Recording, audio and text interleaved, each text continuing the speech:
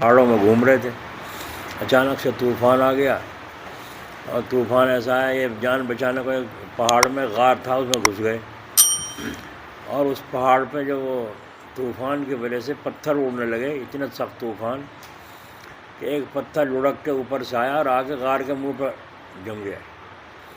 تینوں آدمیوں نے دھکیلنا چاہا، نہیں دکھلا ان سے، اندر اندھیرا ہو گیا، منہ بند ہو گیا، باہر نکل نہیں سکتے، اب مریں گے، پہلے بھی مر رہے تھے اب بھی مریں گے۔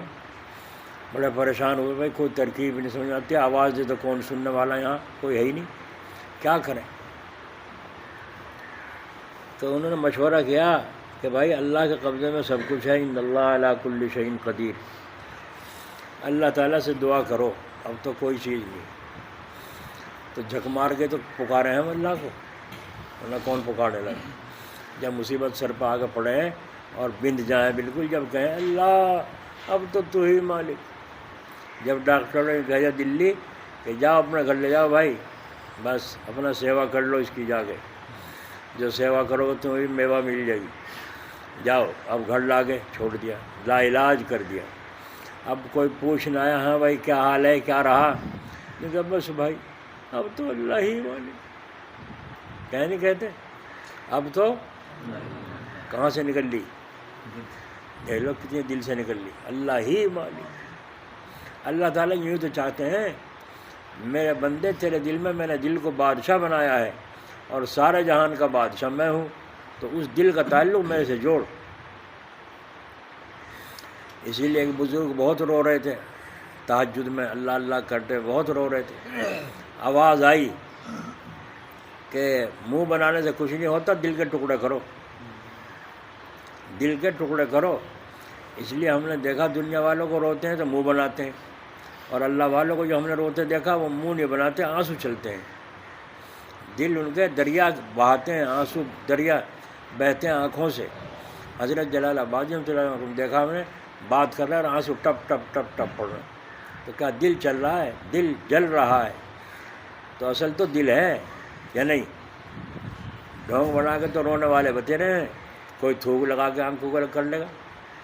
اور وہاں لونی میں ایک آدمی ملا تو وہ کہنے لگا، ایک نے کہا جی یہ رونا جانے، میں نے کہا کیا مطلب، رونا جانے کا کیا مطلب؟ کہنے لگا اس سے تم دیکھو، چاہے ایک آنکھ سے رلوا لو چاہے دونوں آنکھوں سے رلوا لو۔ میں نے کہا عجیب بات ہے بھائی، تو میں نے کہا بھائی دکھاؤ، اجی نہیں تو ویسے، میں نے کہا نہیں دکھا تو صحیح ہے، بتا رہے تو کچھ تو ہے ہی۔ اس نے کہا اچھا بتاؤ، سیدھا ہو گیا، کون سی آنکھ سے رو؟ میں نے کہا دانی سے رو۔ تو اس نے یوں کر کے بائیں آنکھ پہ تو ہاتھ پھیرا، اور اس آنکھ سے پانی آنسو چلنے شروع ہو گیا، بیٹھا۔ اچھا جی، پھر یوں کر کے میں نے کہا اچھا آپ کا بائیں سے رو کے دکھا۔ انہیں دانی آنکھ پہ یوں ہاتھ پھیرا تو بائیں آنکھ سے پانی شروع۔ میں نے کہا دونوں آنکھ سے رو کے دکھا۔ انہیں دونوں آنکھوں پہ یوں ہاتھ پھیر کے، اور پھر جو کھولی بس آنکھوں سے، دونوں آنکھوں سے پانی چل رہا ہے۔ اب وہ کہنا اب میں یہاں کچھ بھی کہوں، یا اللہ کہوں، یا ہائے ہائے ہائے کہوں، جو جی ماں میں گانے لگو، لیکن آنسو نہیں۔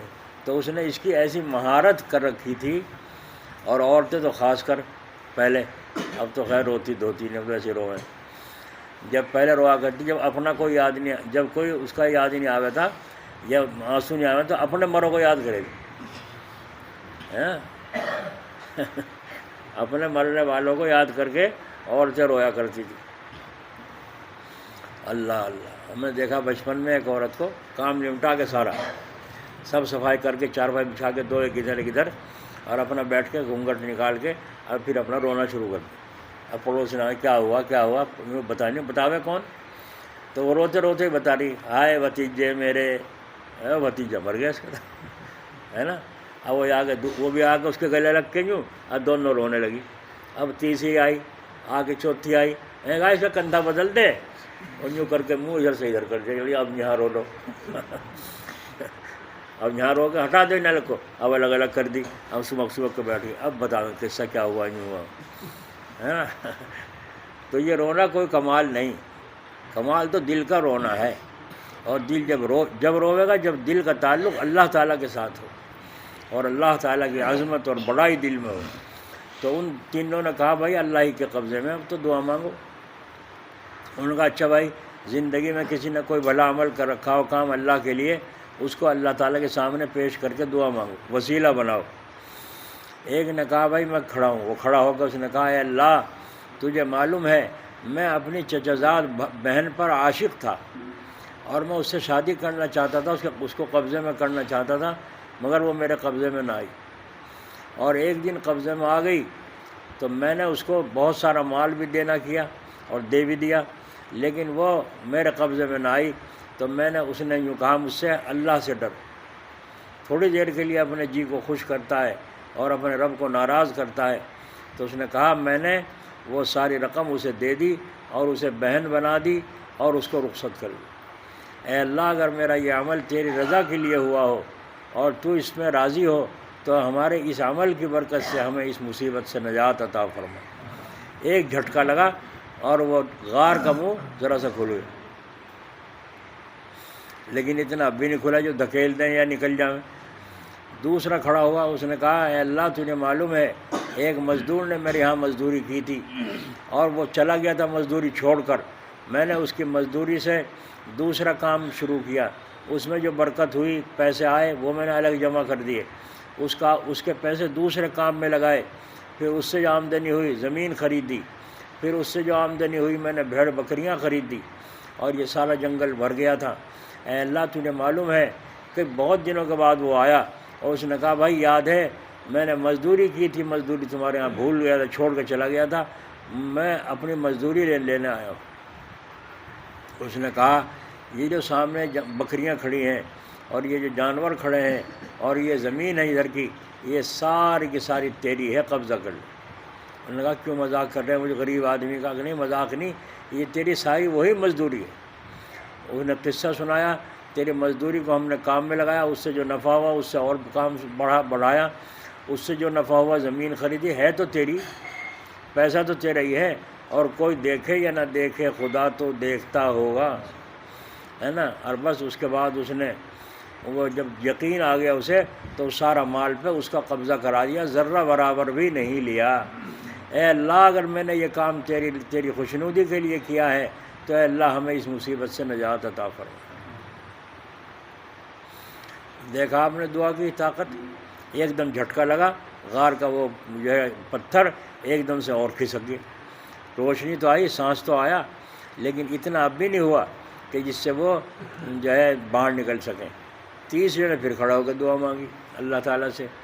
تو مطلب سنانے سے سب جانتے ہیں، سنے ہوئے ہیں، میرا مطلب صرف سنانے سے یہ ہے کہ دعا کی ایک طاقت ہے، دعا کی ایک طاقت ہے، مگر طاقت کو بنانا چاہیے۔ حدیث شریف میں ہے جو آدمی ایک لقمہ حرام کا کھاوے گا 40 دن تک اس کی نماز اور دعا قبول نہیں ہوگی۔ اب دیکھ لو سود وہ کس طرح حلال کر رہے لوگ۔ بھائی مجبوری میں کسی نے لون لیا ہے، گاڑی پہ لیا ہو، کسی مجبوری ہے، سرکاری قانون سے ہی بچنا ہے، مصیبت سے بچنا ہے، لیا ہے تو اس کو الگ رکھو۔ بینک میں روپیہ جمع ہے، اس کا جو سود بیاض ہے اسے الگ رکھو۔ اس کو کھانے پینے میں غلط چیزوں میں استعمال کیوں کر رہے ہو؟ تو رہا ڈھونگی باتوں کو، ان سے کچھ نہیں ہوتا۔ اللہ تعالیٰ تو وہ مطالبہ کریں گے جو رسول اللہ کے ذریعے سے بھیجا گیا ہے کہ سود حرام ہے۔ تو کتنے لوگ ہیں جو سود سے بچتے ہیں، اللہ کے فضل سے اب بھی ہیں، مگر نہ ہونے کے برابر ہو رہے ہیں۔ بینک سے جو روپے آئے بہت سے 7 سالہ میں جمع کرتے ہیں، 10 سالہ میں جمع کرتے ہیں، اتنے دنوں میں اتنے ہو جائیں گے۔ بھائی ایسے تھے تو میں بیٹھا کھاؤں گا گھر، دیکھو حرام خور، کیونکہ بیٹھا کھاؤں گا میں حرام کے پیسے، بینک سے آ کرے گا سود ہر مہینے کا اتنا، یہ حرام ہے۔ 1 روپیہ، 1 چونی بھر، 10 چونیوں کا اگر کسی نے کرتا پہنا اور 1 چونی 4 آنے اس میں حرام کے ہیں، جب تک اس کا چیتھڑا بدن پر رہے گا نماز قبول نہیں ہوگی۔ کتنا حلال کھانے کی کوشش کرنا چاہیے، کتنی حلال کھانے کی کوشش کرنی چاہیے۔ ایک آدمی پوچھ رہا تھا کہ جی ہم سامان بیچیں نقلی تو اب اسے اصلی کیسے بتا کے بھیجتے ہیں؟ میں نے کہا یہ دھوکہ ہے۔ کہنے اب کیا کریں؟ میں یوں کہو جس کمپنی کا یہ مال ہے اس کمپنی میں اچھا مال ہے، اس کمپنی کا اچھا مال ہے، بڑھیا مال ہے، یوں کہو، جھوٹ بھی نہیں ہے۔ تو بولنا چاہیں تو بہانہ بن سکتا ہے، نہیں بن سکتا، اور ایک کھلا کہیں، جھوٹ بولیں، دھوکہ دیں، تو اس سے تو آدمی اللہ تعالیٰ کے اوپر بھروسہ نہیں کرتا کہ اللہ ہمارا رازق ہے۔ اللہ ہمارا رازق ہے یہ بھی بھروسہ نہیں کرتا، اس لیے دھوکہ دینا ہرگز نہیں۔ حضور اکرم صلی اللہ علیہ وسلم ایک دفعہ منڈی میں تشریف لے گئے تو اناج کا ڈھیر لگا ہوا تھا، تو حضور صلی اللہ علیہ وسلم نے دیکھا بڑا سنوار کے ڈھیر لگا ہوا ہے، آپ کو شک ہو گیا، آپ نے یوں اندر ہاتھ دے کے مٹھا بھر کے نکالا تو وہ گیہوں اندر سے گیلے تھے۔ کہا یہ کیا کر رکھا ہے؟ اوپر سے سوکھے اندر گیلے، جب تول لے گا تو بھاؤ بڑھے گا نہیں بڑھے گا؟ وہ کم تولیں گے، اندر سے بھیگے ہوئے گیہوں دبا رکھے ہیں۔ تو آپ صلی اللہ علیہ وسلم نے فرمایا من غش فلیس منا، جس نے دھوکہ دیا وہ ہم میں سے نہیں، ہماری جماعت میں سے نہیں۔ بولو بھائی، جب ہم مسلمان بھی نہ رہے، حضور کی امت میں نہ رہے، تو کیا خاک چٹیں گے ان پیسوں کا؟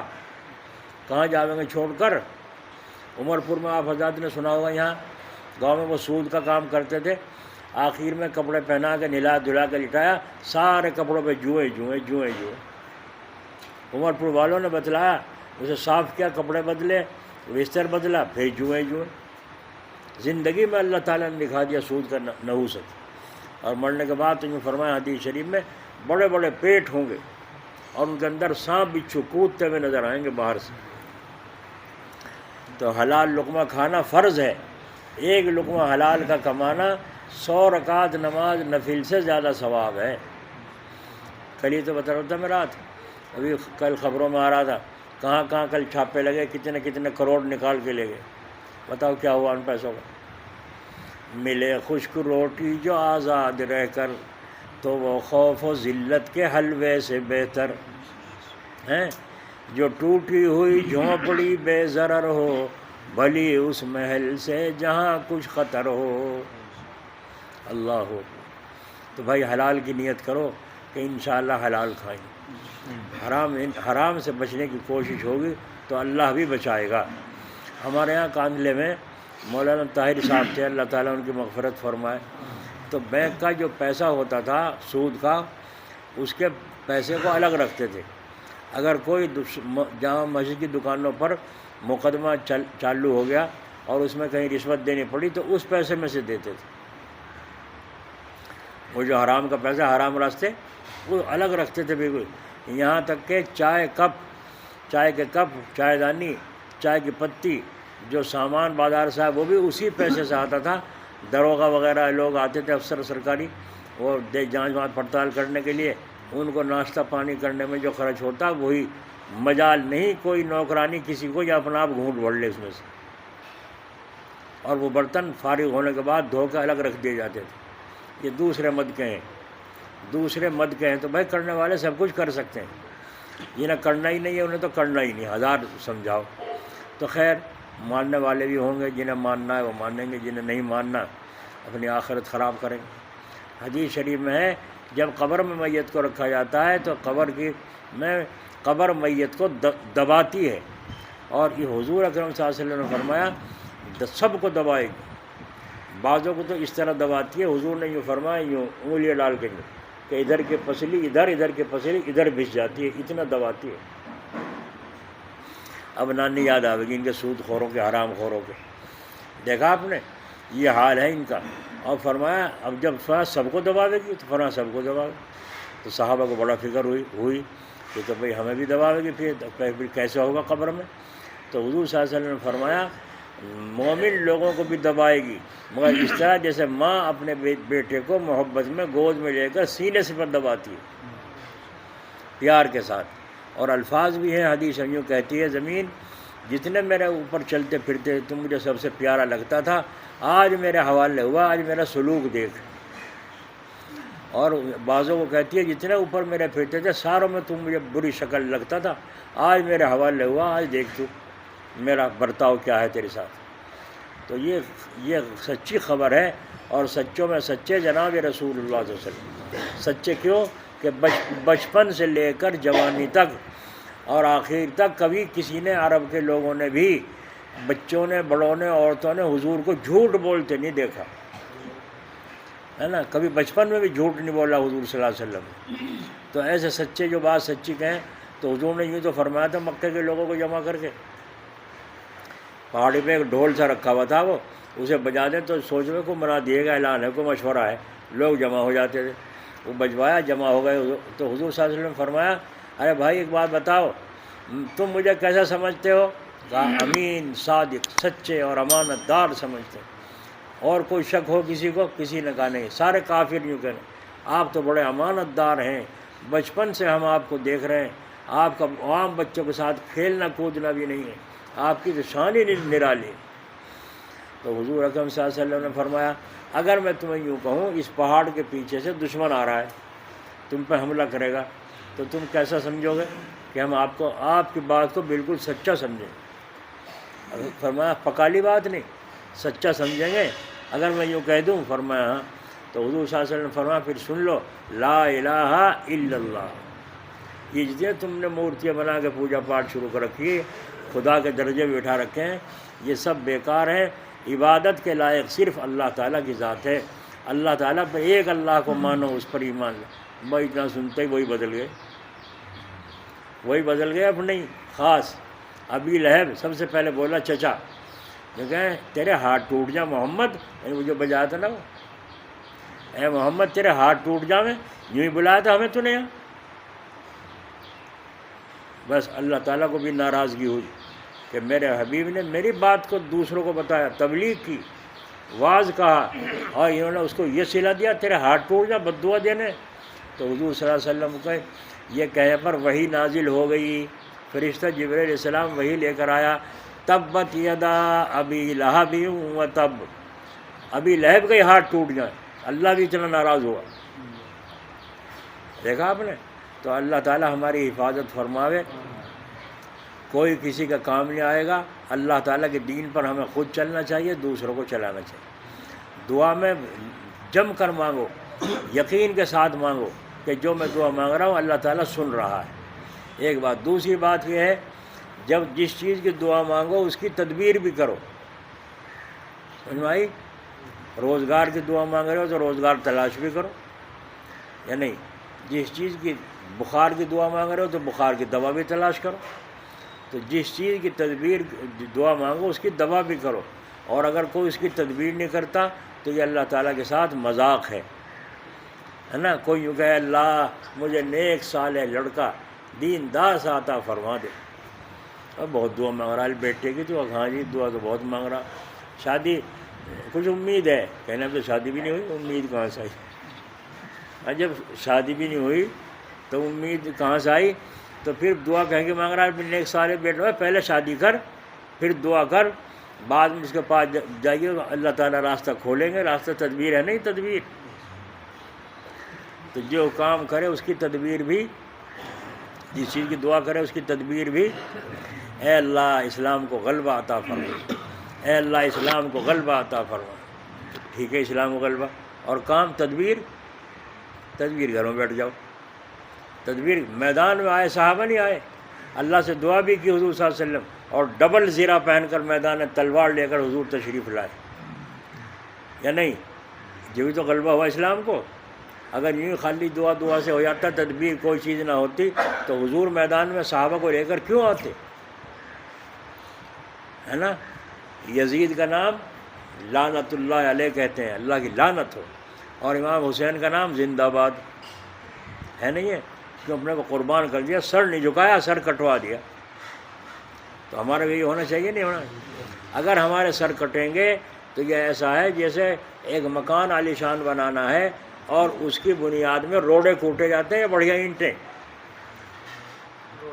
روڑے، تو ہم روڑوں کی طرح قربان ہو جائیں، قربان ہو ہمارے اوپر، پھر مکان اسلام کا تعمیر ہو، پھر اسلامی حکومت لہلائے اور جھنڈا لہرائے۔ تو کتنے لوگ ہندوستان کی آزادی میں شہید ہوئے جب انگریز یہاں سے غارت ہو گئے، جب آزاد ہوا تھا ہندوستان۔